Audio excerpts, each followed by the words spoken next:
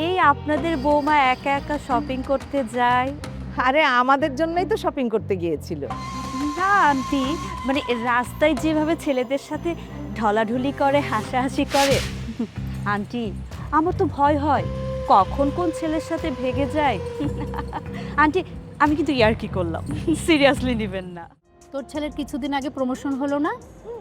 এই প্রমোশন হওয়ার পরে ওর মাসে প্রায় 1 লাখ টাকার মতো স্যালারি।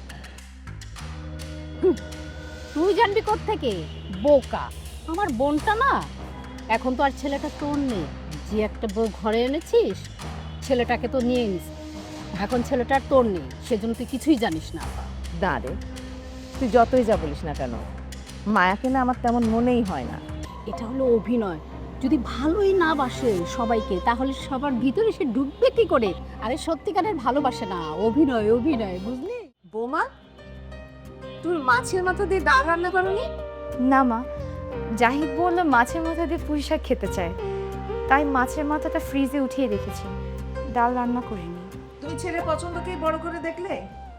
হায় রে বোকা বোন আমার, হবে না। এখন তো তোর ছেলে ইনকাম করে। খালা, আপনি সবসময় সব কিছু এত বাঁকাভাবে চিন্তা করেন কেন বলেন তো? এখানে কি জাহিদের ইনকাম নিয়ে কোনো কথা উঠছে? ও হ্যাঁ, সেটা আমার ভুল হয়ে গেছে, মা আমাকে ক্ষমা করে দিও।